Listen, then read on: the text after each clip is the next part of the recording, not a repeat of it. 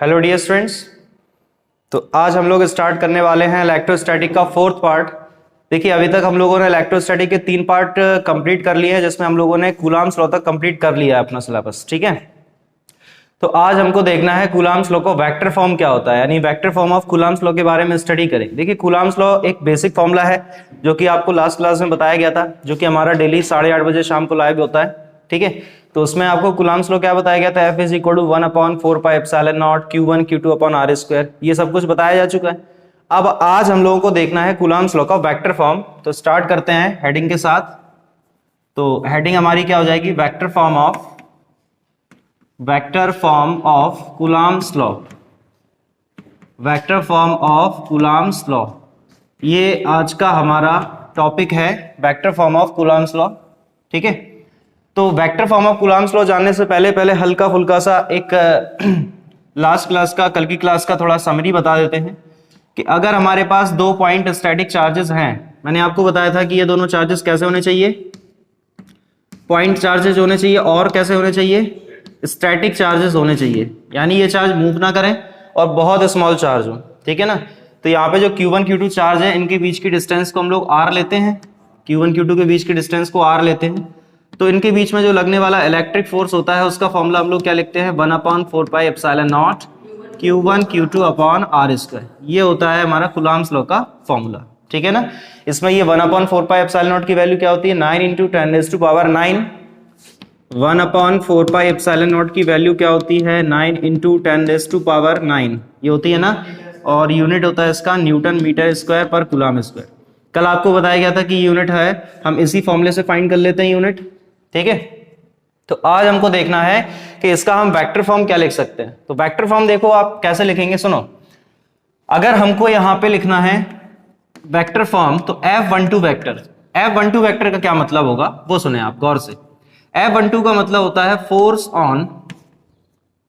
On Q1 due to force on Q1 due to Q2, यानी Q1 charge पे Q2 ने कितना force apply किया है। क्या बोला गया, Q1 चार्ज पे Q2 ने कितना फोर्स अप्लाई किया है, उसको हम लोगों ने क्या बोला है, F12। F12 का मतलब क्या हो जाएगा, Q1 चार्ज पे Q2 ने कितना फोर्स अप्लाई किया है, क्योंकि Q1 जो है Q2 से R डिस्टेंस पे रखा है, तो Q1 पे Q2 फोर्स लगाएगा और Q2 पे Q1 फोर्स लगाएगा ना। इन दोनों के बीच में लगने वाला जो फोर्स की डायरेक्शन होती है वो इसी लाइन के अलोंग होती है। कभी ऐसा नहीं होगा कि ये वाला चार्ज इस पे फोर्स ऐसे लगा दे इधर, ऐसा नहीं होगा।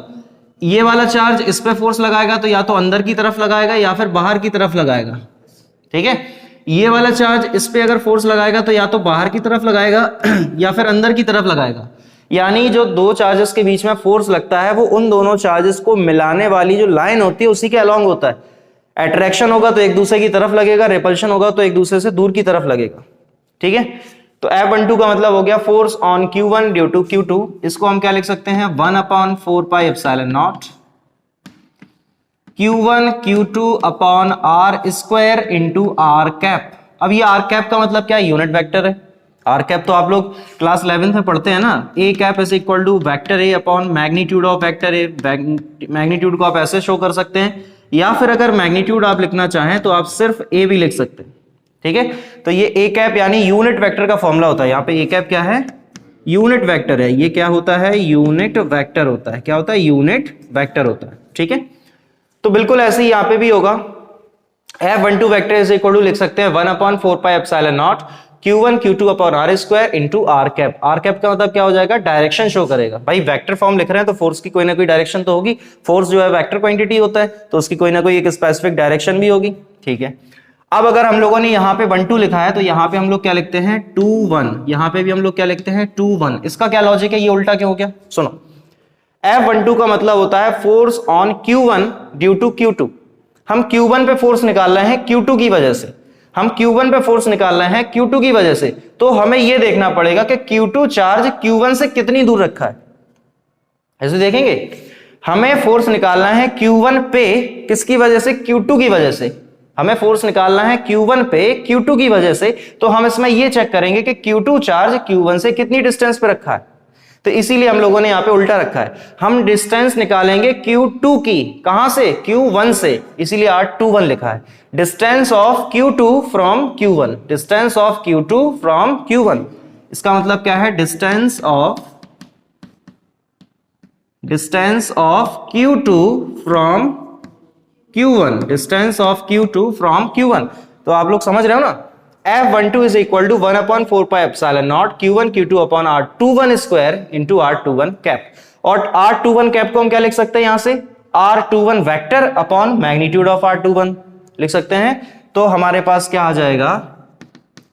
F12 vector is equal to 1/4 pi epsilon naught Q1 Q2 upon में R21 तो ऐसे ही रहेगा, R21 स्क्वायर तो ऐसे ही रहेगा एज इट इज, इनटू यहां पे हम क्या लिख सकते हैं? R21 का वेक्टर अपॉन में R21 का मैग्नीट्यूड लिख सकते हैं। अब ये R21 के मैग्नीट्यूड है तो इसमें पावर 1 है और इसमें पावर 2 है, ये दोनों मैग्नीट्यूड ही तो हैं R के, तो ये क्या हो जाएगा? मल्टीप्लाई हो जाएगा। तो फाइनली जो फॉर्मूला आने वाला है वो क्या हो जाएगा? F12 vector is equal to 1/4 pi epsilon naught Q1 Q2 upon R21 का क्यूब इंटू R21 वेक्टर। तो ये होता है कूलम्ब्स लॉ का वेक्टर फॉर्म। ये क्या होता है? कूलम्ब्स लॉ का वेक्टर फॉर्म होता है, ठीक है। लेकिन ये फॉर्मूला बच्चों सिर्फ तब वैलिड होता है जब इनमें से कोई एक चार्ज को हम माने कि वो ओरिजिन पे रखा है। ओरिजिन मतलब 0,0 पर, ठीक है। ये फॉर्मूला सिर्फ तब वैलिड होता है जब Q1 या Q2 में से कोई एक चार्ज ओरिजिन पे रखा है। अगर इनमें से कोई भी चार्ज ओरिजिन पे ना रखा हो, ओरिजिन कोई अलग पॉइंट हो, कोई अदर पॉइंट ओरिजिन को अगर हम माने, तो फिर सिचुएशन क्या होगी? तो सिचुएशन कुछ बदल जाएगी। अब किस तरह से बदलेगी सिचुएशन, उसको हम देखते हैं। सिचुएशन किस तरह से यहाँ पे चेंज हो जाएगी। पहले इतना साफ कर दें, ठीक है। इतना नोट कर लो पहले या स्क्रीनशॉट ले लो, जो भी आपको ठीक लगे। चलो, हो गया ना? इसको हटा दिया जाए। ओके, अब आगे की बात सुनो। आगे क्या सिचुएशन है? आगे की सिचुएशन ऐसी है कुछ कि यहां पे बताया गया कि ये वाला फॉर्मूला सिर्फ तब वैलिड होता है जब Q1 या Q2 में से कोई एक चार्ज ओरिजिन पे होना चाहिए, ठीक है। अगर मान के चलो कि इनमें से कोई भी चार्ज ओरिजिन पे है ही नहीं, जैसे अगर हम लोगों ने मान लिया कि ये चार्ज Q1 का है और ये चार्ज हमारे पास Q2 है और ओरिजिन कहीं यहां पे है, ये पॉइंट हो मान लिया, तो आपको ये बात तो पता होगी, क्लास 11th में भी ये बात बताई जाती है कि आप ओरिजिन से किसी चार्ज को मिलाते हुए जब एक लाइन ड्रॉ करते हैं तो वो लाइन क्या कहलाता है? उसका पोजीशन वेक्टर कहलाता है। क्या कहलाता है? Position vector. तो ओरिजिन से आपने अगर Q1 को मिलाया तो ये पोजीशन वेक्टर मान लेते हैं R1 वेक्टर कहलाएगा। क्या कहलाएगा? R1 vector. और अगर आपने पॉइंट O से यानी ओरिजिन से अगर आपने Q2 को मिलाते हुए एक लाइन ड्रॉ करी तो इसको आप क्या बोल देंगे? R2 वेक्टर बोल देंगे। तो R1 वेक्टर की डायरेक्शन ये हो गई ये वाली, R2 वेक्टर की डायरेक्शन हो गई है ये वाली, और इनके बीच में जो ये आएगा वेक्टर वो कौन सा आएगा? R21 वेक्टर आएगा। आएगा कि नहीं आएगा? आएगा कि नहीं आएगा? अब R1, R2 और R12 वेक्टर को हमें ऐड करना है कौन से लॉ से? क्लास 11th में वेक्टर एनालिसिस में पढ़ाया जाता है लॉ ऑफ वेक्टर एडिशन। उसमें दो लॉस पढ़ाए जाते हैं आपको, एक पढ़ाया जाता है ट्राइंगल लॉ, एक पढ़ाया जाता है पैरेललोग्राम लॉ। तो ये हमारे पास ट्राइंगल लॉ बन गया, ये हमारे पास ट्राइंगल लॉ बन गया। यानी अब हमें R1, R2 और R12 वेक्टर को ट्राइंगल लॉ से ऐड करना है। तो हम इनको ट्राइंगल लॉ से ऐड कैसे करेंगे? सुनो, ट्राइंगल लॉ आपको थोड़ा सा बता देते हैं क्या होता है कि अगर हमारे पास एक वेक्टर A ऐसा है और एक हमारे पास वेक्टर B ऐसा है, थोड़ा रिवाइज हो जाएगा, ठीक है। तो जब इनको हमें ट्राइंगल लॉ से ऐड करना होता है तो इसको हम कैसे ऐड करते हैं? पहले वेक्टर के हेड को दूसरे वेक्टर के टेल से मिलाते हैं, ठीक है ना। ये पॉइंट क्या कहलाता है? ये कहलाता है टेल, और ये वाला पॉइंट क्या कहलाता है? हेड कहलाता है, ठीक है। ऐसे ही सेकंड वेक्टर का भी कहलाएगा। तो पहले वेक्टर के हेड को दूसरे वेक्टर के टेल से मिलाते हैं, तो इसको जब आप ऐड कर देंगे तो क्या हो जाएगा? ये कैप्चर हो रहा है? हो रहा, ठीक। तो पहले वेक्टर के टेल को, सॉरी हेड को, तो ये पहले वेक्टर का हेड हो गया ना, ये कौन सा वेक्टर है? Vector A. तो पहले वेक्टर का हेड जो है वो मिलेगा दूसरे वेक्टर के टेल से, यानी इस पॉइंट को हमने यहां पे शिफ्ट कर दिया, बिल्कुल पैरेलल शिफ्ट करेंगे। ना ही उसका आप मैग्नीट्यूड बदलेंगे, ना ही उसकी आप डायरेक्शन बदलेंगे, क्योंकि मैग्नीट्यूड या डायरेक्शन या दोनों बदलने से वेक्टर चेंज हो जाएगा। तो आप ना ही मैग्नीट्यूड इसका बदलेंगे इनमें से किसी का, और ना ही इन दोनों में से किसी का भी हम डायरेक्शन चेंज करेंगे। डायरेक्शन जो है वही रहेगा, मैग्नीट्यूड जो है वही रहेगा, सेम रहेगा, ठीक है ना। तो यहाँ पे क्या सिचुएशन हो जाएगी? ये हो गया वेक्टर ए हमारा, और ये क्या हो जाएगा हमारा वेक्टर बी। अब इन दोनों का जो रिजल्टेंट हमको मिलता है वो कैसे मिलता है, जब हम वेक्टर ए से वेक्टर ए के टेल को वेक्टर बी के हेड से मिलाते हैं। तो वेक्टर ए का टेल ये है, वेक्टर बी का हेड ये है, इसको जब आपने मिलाया तो इनसे हमको मिल गया रिजल्टेंट आर वेक्टर। क्या मिल गया, रिजल्टेंट आर वेक्टर। तो यहां आर वेक्टर को हम लिख सकते हैं vector A plus vector B, ये होता है लॉ ऑफ वेक्टर एडिशन, यानी कौन सा लॉ हो गया, ट्राइंगल लॉ हो गया। ठीक है, ऐसे ही पैरेललोग्राम लॉ होता है, उसका हमें कोई अभी यूज नहीं है इसलिए उसको नहीं बताया जाएगा। ठीक है, तो ये होता है। अब यही चीज आपको इसमें अप्लाई करना है। पहले वेक्टर के हेड को दूसरे वेक्टर के टेल से मिलाना है, पहले वेक्टर के हेड को दूसरे वेक्टर के टेल से मिलाना है। समझ पा रहे हो ना, पहले वेक्टर के हेड को दूसरे वेक्टर के टेल से मिलाना है। तो आप इनमें से किसी एक को पहला वेक्टर मान लो और जज करो कि पहले वेक्टर का कौन सा पहला वेक्टर होगा जिसका हेड दूसरे के टेल से मिला हो। ठीक है ना, तो यहां पे अगर हमने मान लो इसको पहला वेक्टर मान लिया, ये मान लो R1 वेक्टर है, तो R1 वेक्टर का जो हेड है वो ये वाला पॉइंट है ना। तो पहले वेक्टर का जो हेड है वो दूसरे वेक्टर के टेल से ही तो मिला है, क्योंकि दूसरा वेक्टर अगर ये है तो इसका हेड इधर पे है। देखो आप बोलो, तो पहले वेक्टर का जो हेड है वो दूसरे वेक्टर के टेल से मिला है, और रिजल्टेंट कब मिलता है, जब पहले वेक्टर के टेल को दूसरे वेक्टर के हेड से मिलाते हैं। यानी पहले वेक्टर के टेल को दूसरे वेक्टर के हेड से मिलाते हैं, तो ये हमको रिजल्टेंट मिलता है, यानी R2 वेक्टर यहां पे रिजल्टेंट होगा। तो हम ऐसे लिख सकते हैं क्या, R2 vector is equal to R1 vector plus R12 vector. हम ऐसे लिख सकते हैं कि नहीं लिख सकते, बताओ भाई, ऐसे लिख सकते हैं। ठीक है, तो यहां से हमको क्या मिल जाएगा, R12 vector is equal to R2 vector minus R1 vector, ये मिल जाएगा। अब आप चाहें तो यहां पे R12 वेक्टर लिखा हुआ है, यहां पे R21 वेक्टर था, मैग्नीट्यूड तो दोनों के सेम है। देखो, चाहे तुम Q1 से Q2 को नाप लो, चाहे Q2 से Q1 को नाप लो। अरे भाई, उरई से झांसी अगर 100 किलोमीटर है तो झांसी से उरई भी तो 100 ही है, डायरेक्शन उल्टी है, लेकिन डायरेक्शन उल्टी है। जब हम उरई से झांसी को नापेंगे तो इधर जाएंगे, जब हम झांसी से उरई को नापेंगे तो उधर से आएंगे, तो डायरेक्शन उल्टी है। कहने का मतलब मेरा ये है कि एक तो आप इस चीज को याद रखो। ठीक है, कहने का मतलब ये था कि आप चाहे R12 लिखो चाहे R21 लिखो, मैग्नीट्यूड तो दोनों के सेम रहेंगे, मैग्नीट्यूड दोनों कैसे रहेंगे, सेम रहेंगे, लेकिन उनकी डायरेक्शन उल्टी है। यानी R12 को लिख सकते हैं माइनस ऑफ R21, लिख सकते हैं कि नहीं। तो ये हम लोगों ने लिखा था F12 वेक्टर। इसी तरह से हम लिख सकते हैं F21 वेक्टर। क्या लिख सकते हैं, F21। तो F21 वेक्टर का नाम क्या हो जाएगा, force on Q2 due to Q1। इसका नाम हो जाएगा force on Q2, capital Q बना है, force on Q2 due to Q1। यानी Q1 ने Q2 पे कितना फोर्स लगाया, यहां पे था Q2 ने Q1 पे कितना फोर्स लगाया। तो क्या हो जाएगा, 1/4 pi epsilon naught Q1 Q2 upon R21 की जगह R12 का क्यूब, डायरेक्ट लिख रहे हैं ऐसी से सिमिलरली बिल्कुल। और यहां पे क्या हो जाएगा, R21 का वेक्टर। ठीक है ना, तो ये चीज आ जाएगी, बात को समझ पा रहे हो, ठीक है ना, क्लियर है। अब यहां पे R12 की जगह हम क्या लिख सकते हैं, ऐसे लिख सकते हैं, R12 की जगह हम ये लिख सकते हैं, या फिर इस फॉर्मूले से जब हमने R12 को ये लिखा, सुनना, तो यहां से हम R21 को क्या लिख सकते हैं, देखो R12 है R2 माइनस R1, R12 है R2 माइनस R1, तो R21 क्या हो जाएगा, R1 माइनस R2, नहीं हो जाएगा, अरे उल्टा हो गया भाई, सेम तो है, हो जाएगा। इस फॉर्मूले को हम कहां यूज करेंगे, इसमें नहीं करें तो इसको यूज कर लो, हाँ वेक्टर है तो इस फॉर्मूले को आप यहां पे यूज करो, तो इससे हमको मिल जाएगा F12 vector is equal to 1/4 pi epsilon naught into Q1 Q2 upon, यहां पे R21 की जगह पे क्या लिख सकते हैं, देखो मैग्नीट्यूड तो सेम है, चाहे तुम R21 लिख दो चाहे तुम R12 लिख दो, फर्क नहीं पड़ता उससे, तो इसको आप 21 ही रहने दो या 12 ही लिख दो, चलो ठीक है।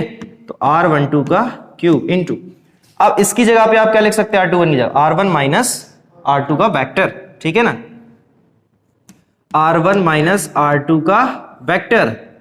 और यहां पे हमको मैग्नीट्यूड लिखना है, तो हम मैग्नीट्यूड किस तरह से लिख सकते हैं, सुनो, R1 माइनस R2, ये वेक्टर है ना, वेक्टर ही तो थे, इसका मैग्नीट्यूड और मैग्नीट्यूड का क्यूब, ऐसे लिखेंगे। तो ये फॉर्मूला कब वैलिड होगा? जब चार्ज, कोई भी चार्ज ओरिजिन पे ना रखा हो, क्योंकि यहां पे दोनों आ गए ना, R1 R2। ये वाला फॉर्मूला कब वैलिड होता है? जब कोई भी एक चार्ज ओरिजिन पे हो, ठीक है। जब एक कोई चार्ज Q1 में या Q2 में से कोई एक चार्ज ओरिजिन पे हो तो ये लगाएंगे, और जब कोई भी चार्ज ओरिजिन पे ना हो तो हम फिर वेक्टर फॉर्म ये वाला अप्लाई करेंगे, ठीक है। तो ये क्या आ गया हमारे पास? कूलॉम्स लॉ का वेक्टर फॉर्म जब कोई भी चार्ज ओरिजिन पे ना हो, ठीक है। और ये कब होता है? जब चार्ज ओरिजिन पे रखा हो, कोई एक चार्ज ओरिजिन पे रखा हो। दोनों चार्ज तो ओरिजिन पे नहीं हो सकते। अब दोनों चार्ज अगर ओरिजिन पे हो जाएंगे तो दोनों चार्जेस के बीच की डिस्टेंस क्या हो जाएगी? 0 हो जाएगी, तो फिर तो वो इनवैलिड हो गया ना, ठीक है। तो ये F12 वेक्टर, ये वाला फॉर्मूला कब वैलिड होगा? जब दोनों में से कोई एक चार्ज ओरिजिन, कोई भी चार्ज ओरिजिन पे ना रखा हो। और ये वाला कब होता है? जब चार्ज ओरिजिन पे कोई एक रखा हो, कोई एक चार्ज ओरिजिन पे रखा हो। क्लियर होगी बात? तो ये हो गया। इसको नोट करें या स्क्रीनशॉट लें, जो भी करना हो, जो भी उचित लगे, ठीक है ना। इसको हटा दें, इसको हटाते हैं। अब इसमें देखो एक मैजिक होगा, एक जादू होने वाला है इसमें। अब क्या जादू होने वाला है, थोड़ा समझें उसको गौर से। तो इसको मिटा दिया जाए, मिटा दें, चल।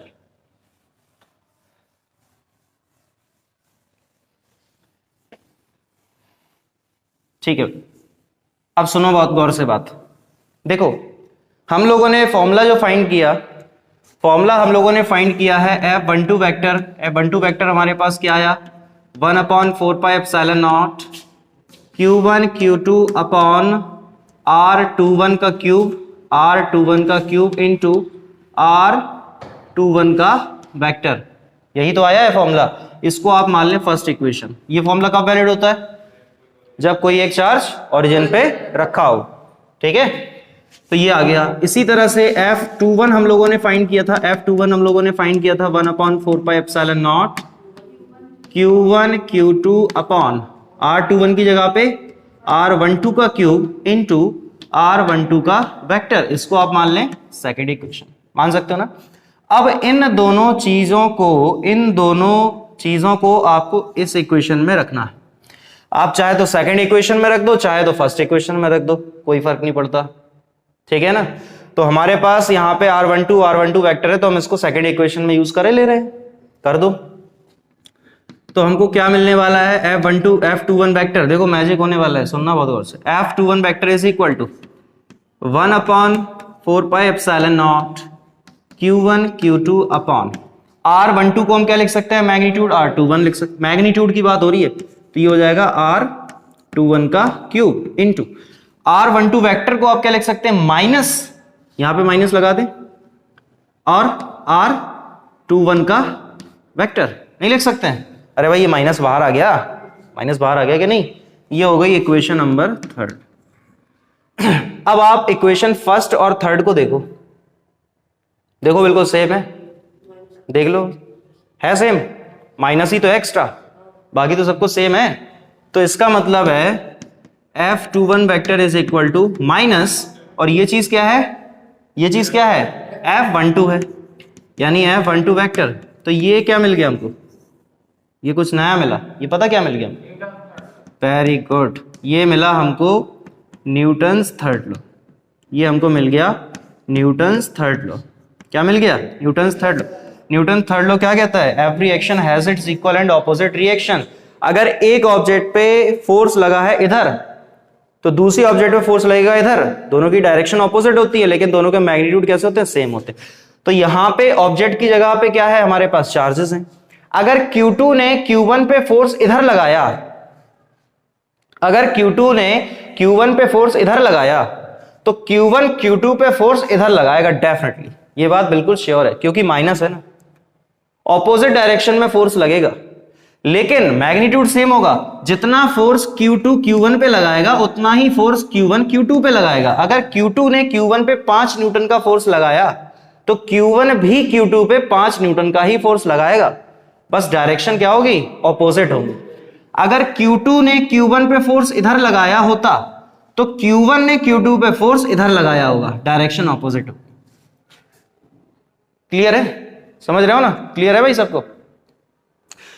तो Q1 और Q2 के बीच में जो लगने वाला फोर्स होगा उसका मैग्नीट्यूड हमेशा कैसा रहेगा, सेम रहेगा, लेकिन उसमें जो लगने वाला फोर्स होगा उसकी डायरेक्शन क्या होगी, एक दूसरे की ऑपोजिट डायरेक्शन होगी। और हमेशा याद रखना कि जो Q1 और Q2 के बीच में फोर्स लगता है वो हमेशा उन दोनों को मिलाने वाली लाइन के अलोंग लगेगा, या तो अट्रैक्टिव नेचर का होगा या फिर रिपल्सिव नेचर का होगा। ये आपको लास्ट क्लास में बताया जा चुका है कल कि फोर्स जो होते हैं वो दो टाइप के होते हैं। वैसे उसको कंबाइंड फॉर्म में हम लोग इलेक्ट्रिक फोर्स कह देते हैं। वैसे तो फोर्स दो टाइप का होगा, या तो अट्रैक्शन फोर्स लगेगा या फिर रिपल्शन फोर्स लगेगा। अगर दोनों चार्ज नेगेटिव हैं या दोनों चार्ज पॉजिटिव हैं, यानी लाइक चार्जेस हैं, तो उनके बीच में लगेगा repulsive force.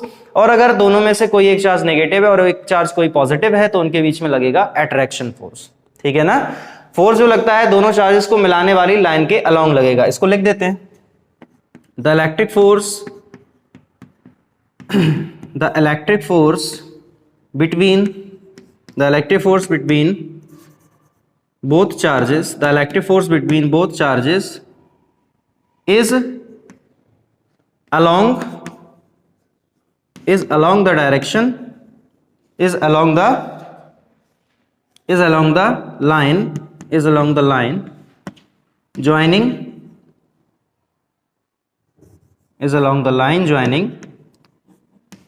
The charges. Clear है ना, बोलो क्लियर है। The electric force between both charges is along the line joining the charges, यानी जो फोर्स लगेगा Q1 और Q2 के बीच में वो उनको मिलाने वाली लाइन के अलोंग लगेगा। क्लियर है। तो ये हो चुका है आज का हमारा टॉपिक कंप्लीट। तो यहां से हम लोगों ने देखो ये वाला बताया फॉर्मूला, ये वाला फॉर्मूला कब वैलिड होता है, जब कोई भी चार्ज ओरिजिन पे ना हो, when no charge is at origin. लिख दें, when no charge is at origin, when no charge is at origin, ठीक है ना, when no charge is at origin। और ये वाला फॉर्मूला कब वैलिड होता है, जब कोई एक चार्ज ओरिजिन पे रखा हो, when one charge is at origin, when one charge is at origin। ठीक है, यानी कोई एक चार्ज जब ओरिजिन पे रखा हो तो ये फॉर्मूला लगेगा, कोई भी चार्ज ओरिजिन पे नहीं है तो ये फॉर्मूला लगेगा। यहां पे R1 और R2 क्या कहलाएंगे, R1 कहलाएगा Q1 का पोजीशन वेक्टर, R2 कहलाएगा Q2 का पोजीशन वेक्टर। ठीक है ना, लिख दें, R1 वेक्टर क्या कहलाएगा, position vector of Q1, position vector of Q1 क्या कहलाएगा, पोजीशन वेक्टर ऑफ Q1। और R2 वेक्टर क्या कहलाएगा, position vector of Q2। Clear है ना। तो ये हो चुका है आज का हमारा टॉपिक कंप्लीट। ठीक है, अगर इसमें किसी को कोई डाउट है तो बकायदा भैया कमेंट कर देना और वीडियो को शेयर करते रहें अपने लोगों में उचित तरीके से। ठीक है, तो आज का टॉपिक यहीं खत्म करते हैं, मिलते हैं नेक्स्ट टॉपिक के साथ नेक्स्ट वीडियो में। Thank you very much.